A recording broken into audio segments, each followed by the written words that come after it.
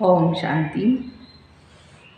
Good morning. आज प्यारे बाप दादा के 6 मार्च 2023 के अनमोल महावाक्य सुनते हैं। मीठे बच्चे, बाबा तुम्हें नई दुनिया के लिए नया ज्ञान देते हैं, जिससे सूर्यवंशी घराना स्थापन होता है। उस घराने के तुम अभी मालिक बन रहे हो। प्रश्न है कि इस बात का निश्चय पक्का हो तो वर्षे के अधिकारी सहज बन सकते हैं। उत्तर है, पहले पहले यह निश्चय हो जाए। बेहद का वही बाबा स्वर्ग बनाने आए हैं। धंधादौरी करते याद रहे हम उस बाबा के बच्चे हैं। हम स्वर्ग के मालिक बनेंगे तो अपार खुशी रहेगी और सहज ही वर्षे के अधिकारी बन जाएंगे। पक्के निश्चय वाले को अपार खुशी का पारा भी चढ़ा रहता है।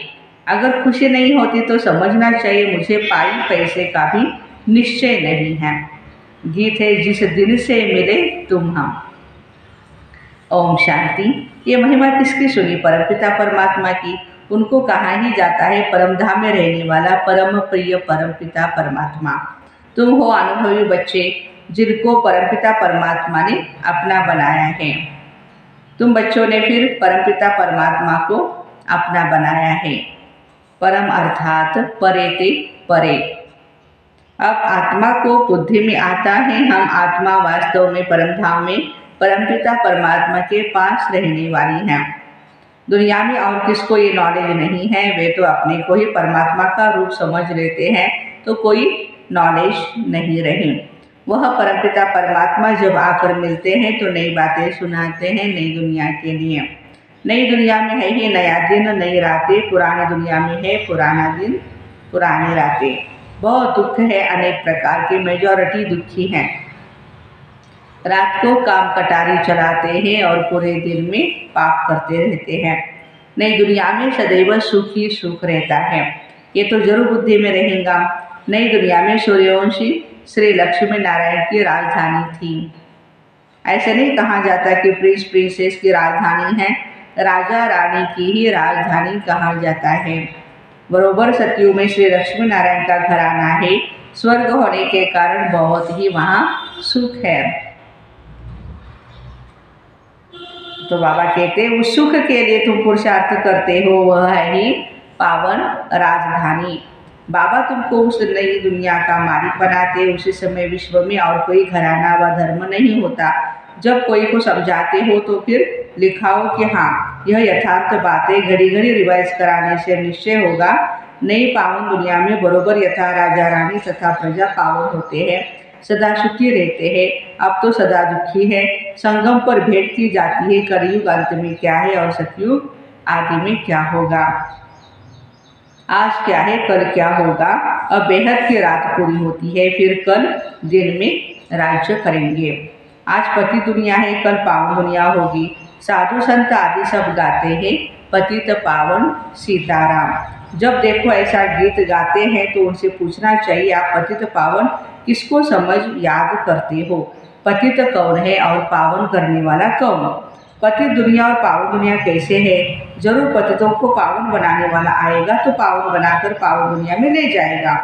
कलयुग अंत को पतित दुनिया और सतयुग आदि को पावन दुनिया कहा जाता है। तो प्यारे बाबा कहते हैं उसको ही सब याद करते पावन दुनिया को। पावन दुनिया है ही स्वर्ग, तो जरूर स्वर्ग स्थापन करने वाला निराकार परमपिता परमात्मा है। पावन दुनिया स्वर्ग का रचयिता परमात्मा है। नरक के रचयिता रावण की नहीं महिमा होती है, उसको तो जलाते रहते हैं। मनुष्य जानते हैं, नाम रख दिया रावण, रुलाने में नंबर 1। तो बाबा कहते इन जैसा मनुष्य कोई हो नहीं सकता। मनुष्य तो पुनर्जन्म लेते हैं, नाम रूप बदलते जाते हैं। रावण का नाम रूप कभी बदलता नहीं, यह 10 शीश चलते ही आते हैं। दिन प्रतिदिन फुट आधा लंबा बनाते हैं, क्योंकि रावण अब बड़ा होता जाता तमो प्रधान हो गया है और उनको जलाते रहते हैं। अभी तुम समझते हो पतित कौन बनाता है? इन 5 विकारों को ही रावण कहा जाता है। यही दुख देता है, पतित बनाता है। तो इन विकारों को छोड़ना चाहिए ना। साधु संत आदि बहुत करके यह विकार ही दान में लेते हैं। क्या कहते हैं? चोरी मत करो, झूठ मत बोलो, हाँ, झूठ बोलना हमको दे दो, ये बुरी आदत अक्सर करके काम विकार के लिए कहते हैं भले मास में 1-2 बारी विकार में जाओ। परंतु यहाँ तो 5 विकारों की बात है। सिर्फ एक चोर को पकड़ेंगे तो बाकी के 4 चोर और ही चोरी करने लग पड़ेंगे। तो यह कोई को समझाना बहुत सहज है। पतित आत्मा महान आत्मा कहाँ जाता है? पतित परमात्मा महान परमात्मा नहीं कहते हैं। तो पावन कौन बनाएगा? जरूर भगवान के लिए इशारा करेंगे, ऊपर नजर जाएगी। भला वह कब आएंगे? उनका नाम क्या है? भारत में शिव जयंती तो प्रसिद्ध है, उनका नाम शिव है और कोई नाम नहीं देते। बुद्धि में लिंगाकार ही आएगा। सोमनाथ कहेंगे तो भी बुद्धि में लिंग ही आएगा। अभी तुम्हारी आत्मा जानती है परमात्मा भी हमारे जैसा स्टार है। यह जो सितारे हैं उनको नक्षत्र देवता कहते हैं, नक्षत्र भगवान नहीं। तुम नक्षत्र सितारे हो, तुमको भगवान नहीं कहेंगे तो परमात्मा है ही बिंदु। परंतु पूजा कैसे करें? तो भक्ति मार्ग वालों ने लिंग रूप बना दिया। इतनी बड़ी चीज तो है नहीं, आत्मा तो छोटी बड़ी होती नहीं, तो उनको बड़ा बनाना भी रॉन्ग हो जाता है। कोई मनुष्य को परमात्मा का यथार्थ ज्ञान नहीं, ये बड़ी महीन बातें हैं। कहते हैं एकदम बिंदी है, उनको याद कैसे करें? अरे आत्मा को अपने बाप को याद करना तो बहुत सहज होता है। सिर्फ बाप की महिमा न्यारी है, आत्मा तो एक जैसी है। आत्मा में ही अच्छे या बुरे, ऊंच या नीच के संस्कार है। आत्मा में ही नॉलेज है। आत्मा कितनी छोटी है, मनुष्य गरीब अथवा साहूकार बनते, वह भी आत्मा के संस्कार अनुसार। अभी तुम बच्चों की बुद्धि में यह सारा ज्ञान है। मनुष्य परमात्मा को नहीं जानते हैं, इस कारण आत्मा का भी ज्ञान नहीं। उल्टा ईश्वर को सर्वव्यापी समझ लिया। आत्मा ही सारा धारणा करती है। आत्मा ही एक शरीर छोड़ दूसरा लेती है। संस्कार अनुसार ये आत्मा बात करती है। मनुष्य अपने को मनुष्य समझ बात करते हैं, या अपने को आत्मा समझने की प्रैक्टिस करनी पड़ती है। हम आत्माओं को परमपिता परमात्मा बैठ पढ़ाते, मनुष्य तो कह देते आत्मा निर्लेप है। अगर निर्लेप है तो फिर संस्कार किसमें भरते हैं? बहुत मूंझे हुए हैं। नई दुनिया के लिए नया ज्ञान बाप को ही देना है। पुरानी दुनिया में रहने वाले मनुष्य दे नहीं सकते, तो बाबा को जानना चाहिए ना। भक्तों को भगवान से वर्षा लेना है। भक्ति भी चली आती है, ठीक कर भीतर में परमात्मा को ढूंढते रहते हैं। समझते सब परमात्मा के रूप है, वास्तव में है सब भाई भाई। लक्ष्मी नारायण से लेकर जो भी मनुष्य मात्र है सब भाई भाई है अथवा भाई बहन है, क्योंकि प्रजापिता ब्रह्मा की औलाद है। अगर शिव की औलाद कहेंगे तो सब निराकार आत्माएं भाई भाई है, और ब्रह्मा के बच्चे भाई बहन हो गए। परंतु फिर गृहस्थ व्यवहार में आने से भाई बहन का भान भूल जाता है। अगर वह ज्ञान रहे तो फिर विकार में भी न जाएं। अभी फिर बाबा समझाते हैं, तुम विकार में मत जाओ, तुम एक बाबा के बच्चे आपस में भाई बहन होना। अभी ब्रह्मा सामने बैठे हैं तो उनके बच्चे भी के हो ना। ये युक्ति है गृहस्थ व्यवहार में रहने की, पवित्र बनने की। जनक का भी मिसाल है। पहले सिर्फ एक बात का निश्चय हो जाए, बाबा आया है स्वर्ग बनाने, बस यह तीर लग जाए तो झट बाप का बन जाएंगे। बाबा कहते तुम हमारा बन जाओ तो हम तुमको स्वर्ग का मालिक बनाएंगे। निश्चय है, यह वही बेहद का बाप है। हम वर्षा जरूर लेंगे। मन मना भव मध्याजी भव, कितनी सहज बातें हैं। धंधा दौरी करते बुद्धि में स्मृति रहे हम शिव बाबा के बच्चे हैं, हम स्वर्ग के मालिक बनेंगे तो यह खुशी रहेगी। यह 84 जन्मों का चक्र है। 84 जन्म सिर्फ सूर्यवंशी देवी देवताओं का ही है। तुम जानते हो हम स्वदर्शन चक्रधारी है। सिर्फ चक्र कहने से जन्म सिद्ध नहीं होते हैं, इसलिए कहना है 84 जन्मों को जानने वाले स्वदर्शन चक्रधारी। तो बाबा भी याद आएगा, 5 युग भी याद आएंगे। अब फिर जाता हूँ स्वर्ग में। हमारे 84 जन्म पूरे हुए हैं। बुद्धि में चक्र फिरता रहे और शरीर निर्वाह काम भी करते रहे। बाबा ने कहा स्वदर्शन चक्र का ज्ञान मेरे भक्तों को देना है। उनको समझाने से झट ये निश्चय होगा, बरोबर हम 84 जन्म लेते हैं। 84 जन्म न लेने वाला होगा तो उनको धारणा ही नहीं होंगी।